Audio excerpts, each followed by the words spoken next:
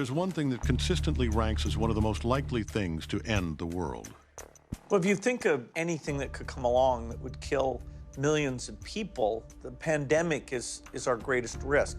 A pandemic is a disease that escapes our control, sweeping across the world, killing millions and changing civilizations. We know this because we've seen it before, a few times.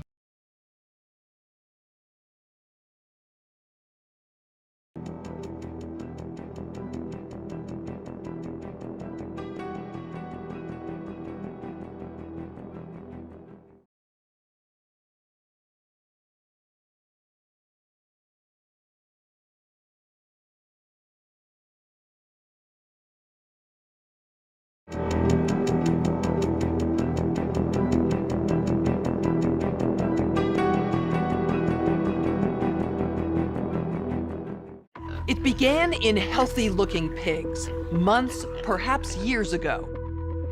A new coronavirus spread silently within herds. Gradually, farmers started getting sick. Infected people got a respiratory illness with symptoms ranging from mild flu-like signs to severe pneumonia. The sickest required intensive care. Many died.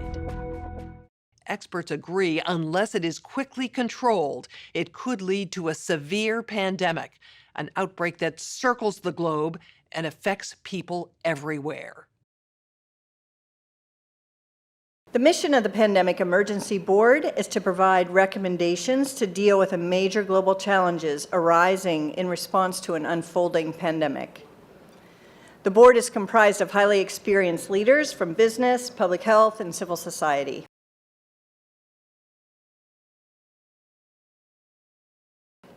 We could be looking at double the number of cases in 1 week and 16 times as many in a month if we are not able to stop the spread.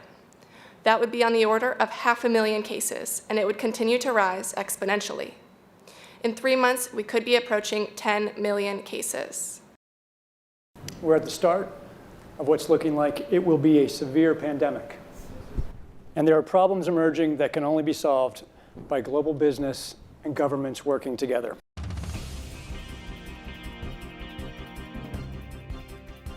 We have known about CAPS-like viruses in animals and people for decades, but have not been successful at developing a licensed vaccine.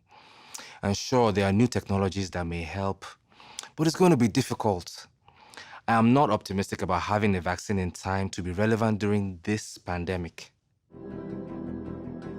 So the policy crisis in question for this board in this meeting is this: how should governments, business, and international organizations allocate and distribute pandemic antivirals and medical supplies to the people who need them most?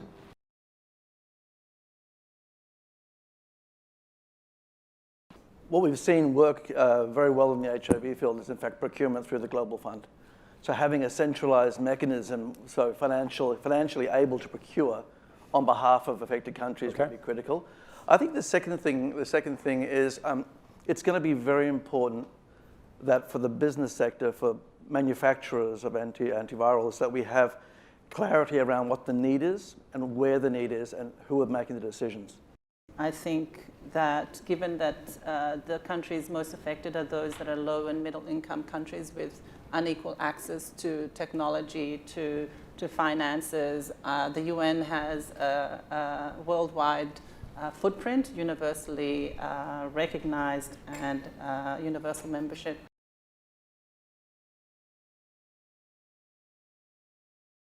A global stockpile would certainly help ensure more rational and strategic allocation, but the reality is that we don't have the logistics capability, even within the UN, to bring that together in one place and run it. So this is where I think a collaboration between the international organizations like the World Health Organization and the private sector, which runs these supply chains for many purposes every day, understand where the supplies are, make smart decisions about how to allocate them to the people who need them in the places that need them the most, and then work with the industry to move those supplies from where they are today to where they need to be.